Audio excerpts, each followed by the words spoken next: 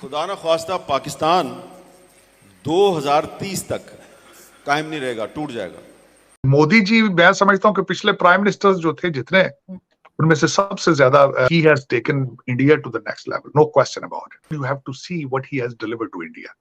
That is remarkable, that's remarkable, that's a very, that should be a model for the rest of the developing countries. ये most severe security threat तो भारत उस level पे आ गया है जहां पे एक आम चाइनीज समझता है कि हमें खतरा अगर है तो भारत से है। और जैसे मैंने बोला, डर अच्छा है, डरते रहो बेटा। अंदरूनी जो दुश्मन है, इन चैलेंजेस का भी सामना है हमारे मुल्क को, तो इनसे निमटने के लिए जो चैलेंजेस हैं, दरपेश हैं, इनसे निमटने के लिए ये जो साजिश है, इससे कैसे निपटा जाए? This is the era for India, I tell you this. मेरी ख्वाहिश होती है कभी पाकिस्तान भी उस लेवल पे होता, कोई डिजिटल पाकिस्तान की बात करता। माशाल्लाह अल्हम्दुलिल्लाह हम एटमी ताकत हैं।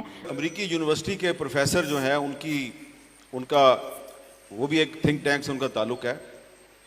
उन्होंने थोड़े 3 साल और दे दिए। उन्होंने कहा नहीं 2030 में नहीं, या 2033 में टूटेगा। अमेरिका में ट्रिप मोदी जी का आ रहा है, that will be an exceptional trip, that will take India to the next level. मैं इसमें कोई शक नहीं, उसमें बड़े बड़े कॉन्ट्रैक्ट साइन करके जाएंगे। FATF की व्हाइट लिस्ट में आ गए, लेकिन पाकिस्तान की मईशत के हालात वही नील बटा सन्नाटा।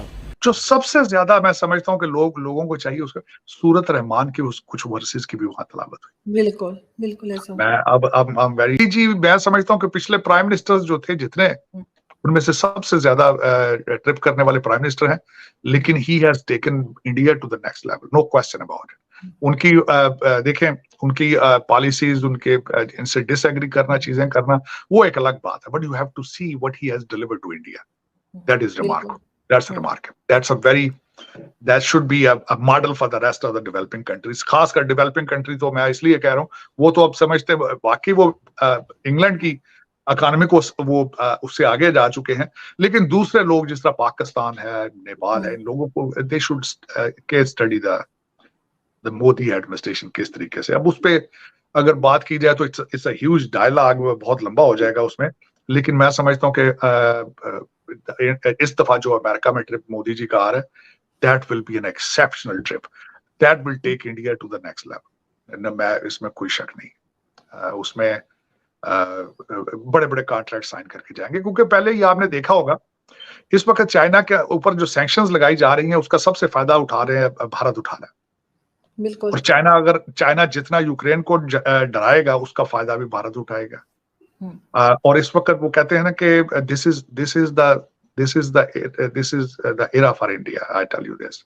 मेरी ख्वाहिश होती है कभी पाकिस्तान भी उस लेवल पे होता, कोई डिजिटल पाकिस्तान की बात करता। देखिए कैसा हो सर, हो सकता है कभी हो जाए फ्यूचर में, अगर कुछ थोड़ी बहुत अक्ल आ जाए इनको तो। लेकिन आरजू देखें, मैंने हमेशा ये कहता हूं कि जितना आपको भारत के साथ रिलेशनशिप ठीक करके, डिफेंस का बजट कम करके, तो वही आम पाकिस्तानी की तरक्की पे लगाना होगा, तब तक आप तरक्की नहीं कर सकेंगे। यही एक वजह है। और उसके बाद एक ट्रेड खोलें, बॉर्डर सॉफ्ट करें भारत के साथ। इसके ये this is part of your national interest. मैं शर्तें ना रखे ना सर, इनकी शर्तें कोई नहीं सुनेगा सर, ये जो शर्तें लगा देते हैं बल्कि मैं यही एक और बात है, शंघाई ट्रिप ना, अपना जापान ट्रिप के दौरान मोदी जी ने स्टेटमेंट दी थी कि he wants to have a better relationship with Pakistan. जवाब नहीं दिया किसी ने उसका। उसमें आके फिर मैं क्या कहूं, यही तो मेरा अलमिया है। ये अपने अंदर के मसाइल में या तो बहुत ज्यादा एंगेज हैं, या फिर पता नहीं इनका क्या सोचे हैं, किस डायरेक्शन में जाना चाहते हैं, या फिर चाइनीज को नाराज नहीं करना चाहते। उसकी वजह यह है कि इस वक्त सिर्फ चाइना आपको पैसे दे रहा है, तो आप दिन गुजार रहे हैं। अमेरिका ने तो आपको बिल्कुल छोड़ दिया। You are not relevant for America. मुझे तो सिर्फ यही एक समझ आती है कि आप मोदी जी का जवाब इसलिए नहीं देते कि शायद चाइना नाराज हो जाएगा, तो वो चाइना अपना हाथ पैसों से रोक लेगा, लेकिन somehow you have to come up with some kind of solution। तरक्की करनी है तो आपको इंडस्ट्रियल रेवोल्यूशन चाहिए, आपको बच्चों को आईटी की तालीम, मैथ और इंग्लिश पढ़ाना होगा। आप अपने बच्चों को पढ़ा लेते हैं लंदन में, तो गरीब के बच्चे का क्यों नहीं सोचते आप जानबूझ के पाकिस्तान को ऑप्रेस क्यों कर रहे हैं? आप क्यों ये समझते हैं कि 40,000 मदरसे आपके लीडर प्रोड्यूस करेंगे? It is not going to happen. बिल्कुल, it is not going to happen. आप ये खासकर अपने बच्चे लंदन अमेरिका में पढ़ाते हो, समझते हो तुम कि Pakistan, who cares about Pakistan. मैंने आपको कहा ना कि आपकी रूलिंग एलीट जो है आरजू, चाहे वो किसी ब्लॉक से भी, किसी पार्टी की हो, किसी इंस्टीट्यूशन की हो, उनके दिल और दिमाग अमेरिका और लंदन में है। वो अपनी बॉडियां जो लाशें उठा के फिर रहे हैं पाकिस्तान में, अपने बच्चों के लिए लूट मार कर रहे हैं, बददुआएं ले रहे हैं लोग। सर जिस दिन इनके ये डुअल नेशनलिटी रोकी जाएगी शायद तब ये सुधरेंगे। मैं आपको यहाँ पे ये जरूर बताना चाहूंगा, आरजू भारत के अंदर डुअल सिटीजनशिप जो है उस पे ऊपर पाबंदी है कि वो लोग अपने वहां पे एडमिनिस्ट्रेशन में सर्व नहीं कर सकते। ये पाकिस्तान तो फिर ये ना कि ये मैंने आपको साले और बहनोई की गेम है, एक साला एक जगह एक दूसरे के साथ मिले में चिट्ठा बट्ठा इनका मिला हुआ। चले अगले जो मेरा अगला टॉपिक था, मैं बात करना चाहता कि भारत के अंदर जिस तरह उन्होंने अपनी नई बिल्डिंग का इफ्तिताह किया, it was a wonderful event.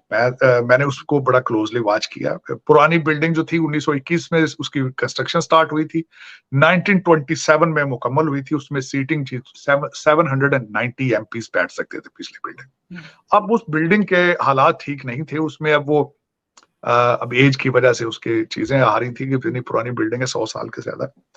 मैं समझता हूँ कि इस दौर के अंदर इतनी बड़ी बिल्डिंग बनाना जिसके ऊपर 117 मिलियन डॉलर खर्चा है नई बिल्डिंग बनाने, और उसमें 1272 एमपीज बैठ सकेंगे।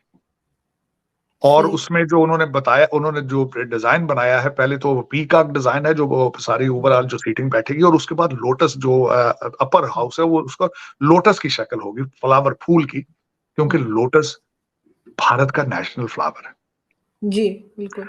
अब उसमें मैं समझता हूँ बड़ा क्रिटिसाइज किया गया उसको।